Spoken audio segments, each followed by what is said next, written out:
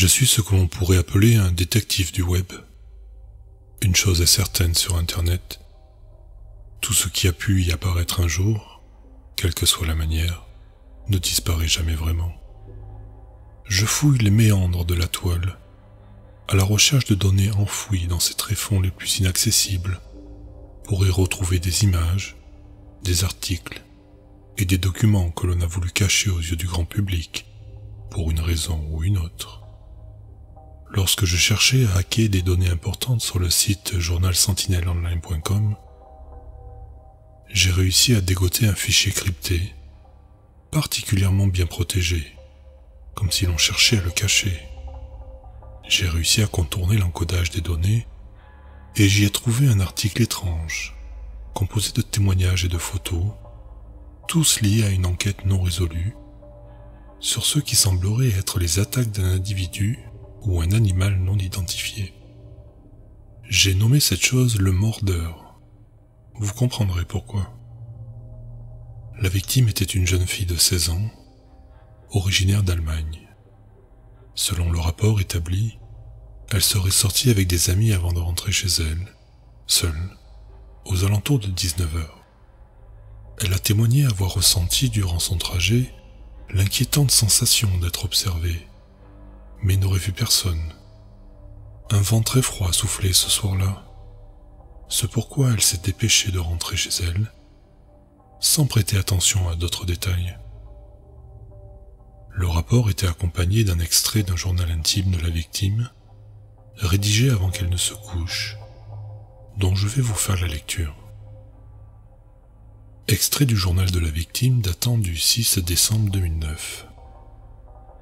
Cher journal, il est actuellement 23 h et je n'arrive pas à dormir. Le vent souffle contre les fenêtres et les flocons tombent contre son rebord.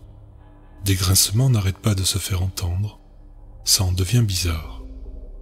Même si cette maison est vieille, elle n'a jamais fait autant de bruit.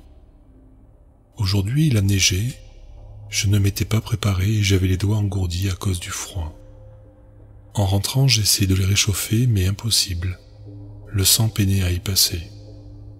D'ailleurs, il fait aussi atrocement froid. Je pense que la chaudière est cassée et mes parents rentrent tard ce soir. J'ai de plus en plus peur. J'ai aussi l'impression d'être constamment observé, d'entendre des chuchotements lorsque je me déplace. Quoi qu'il en soit, j'ai pris une petite dose de somnifère. Je vais bientôt m'endormir. Je n'ai plus qu'à te souhaiter bonne nuit et à demain. Quand ses parents sont allés la réveiller le lendemain matin, ils l'ont trouvée en proie à une forte fièvre et 4 de ses doigts avaient été sanctionnés à la jointure. Ce qui est étrange, c'est que les sections affichaient visiblement des marques de dents, indiquant que les membres n'avaient pas été coupés, mais arrachés. Plus étrange encore, aucune trace de sang n'a été trouvée dans la chambre, et l'extrémité des plaies, après confirmation de l'analyse, était gelée. Les doigts manquants de la victime n'ont pas été retrouvés, et la victime se plaignait d'avoir très froid, alors que les personnes présentes sur les lieux ont toutes témoigné que la température de la maison était confortable. Voilà donc comment ce croque-mitaine se manifeste, par une suite de circonstances bien précises. Je vais vous les énumérer pour que vous puissiez lui échapper. Surtout, lors de périodes de grand froid, restez à tout prix couvert. Il semblerait que lorsqu'il prend quelqu'un en chasse, cette personne ressentirait cette sensation de froid jusqu'à son passage à l'acte. Le monstre semble se nourrir de ses membres gelés. S'il est déjà trop tard, voici une manière de les repérer. Si vous êtes chez vous, la température va se faire de plus en plus froide. Le vent se fera fort. Et si vous vous concentrez sur les bruits qui vous entourent, vous pourrez entendre de très faibles chuchotements et des bruits de pas. Il ne se manifeste que la nuit. Bien que n'ayant aucune apparence à proprement parler, il peut être capté entre autres par un appareil photo ou un détecteur de mouvement. Sur les photographies, vous devriez voir une masse noire à peine discernable. Si vous la voyez, sortez le plus vite de votre maison. Il ne peut agir que lorsque vous dormez, Si vous vous savez pris en chasse, ne lui laissez jamais l'occasion de vous nuire. Privez-vous de sommeil autant de temps que nécessaire. Séance d'interrogatoire d'un enfant de 6 ans, victime du mordeur.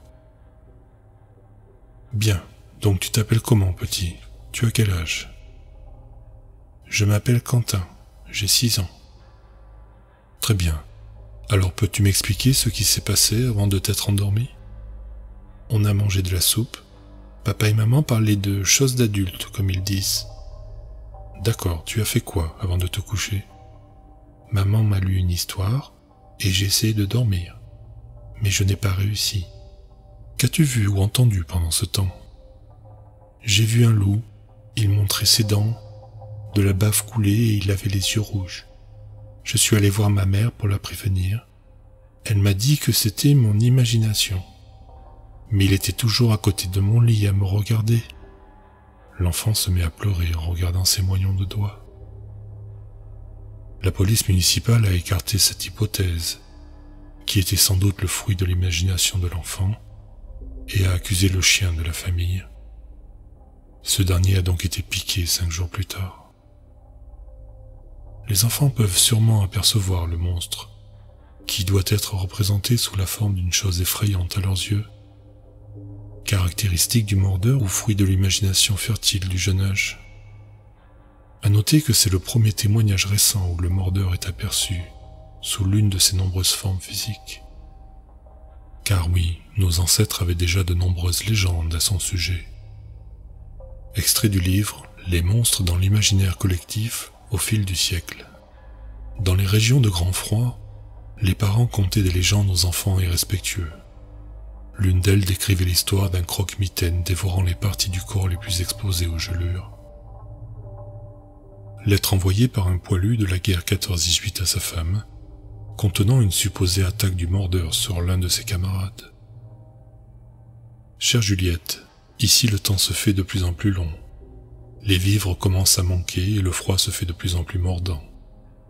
François est resté 2 heures à agoniser dans le froid, sans écharpe ni gants.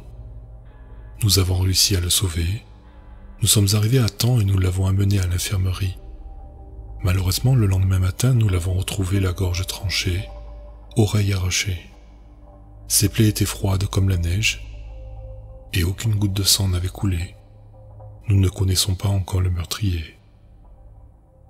Le mordeur peut mutiler les corps, mais n'hésite pas à trancher les gorges exposées. Son degré de dangerosité en devient par conséquent encore plus élevé. Retranscription d'une courte vidéo prise dans des circonstances restant à déterminer. La vidéo met en scène un officier de police, assis aux côtés d'un corps dans une morgue. Le policier en cause est aujourd'hui interné pour démence. Il semble avoir un monologue avec le cadavre, qui appartient à une adolescente, dont les doigts ont été arrachés lorsqu'elle dormait. Elle se serait enfuie quelques secondes après l'agression, avant de se réfugier dans une forêt non loin de chez elle. Elle y serait morte d'hypothermie. Je sais que ce n'était pas cet homme.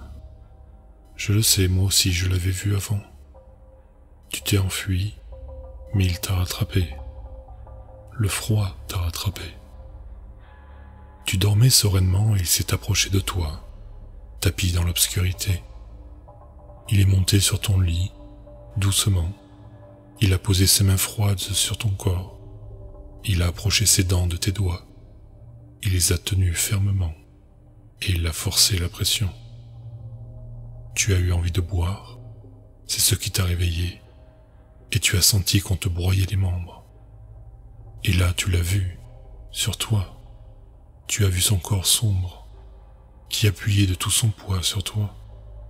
Tu as vu son visage terne, ses yeux exorbités, ses dents qui se démarquaient de son visage obscur. Il est resté posé sur toi 10 minutes, et pendant 10 putains de minutes, il a dévoré tes doigts un à un, se délectant même des os. Une sensation d'engourdissement te paralysait la main. Tu pleurais, priant que cela s'arrête, mais sa main posée sur ta bouche t'empêchait de crier. Tu sentais son odeur putride, et quand il est parti, Tu t'es enfui et tu as couru te réfugier dans la forêt. Il n'en finira jamais. Le policier regarde sa main mutilée. L'officier en charge de l'affaire semble avoir déjà été victime du mordeur. Peut-être même était-ce l'enfant du précédent interrogatoire. Ceci me fait penser que cette entité perd son invisibilité lorsqu'elle se nourrit. C'est dans ces rares occasions que nous pouvons voir sa vraie forme. C'est avec ce dernier document que se conclut mon enquête pour l'instant. Mais je continue à la compléter avec de nouveaux faits et documents. Écoutez mes conseils, cela vous permettra d'éviter bien des soucis.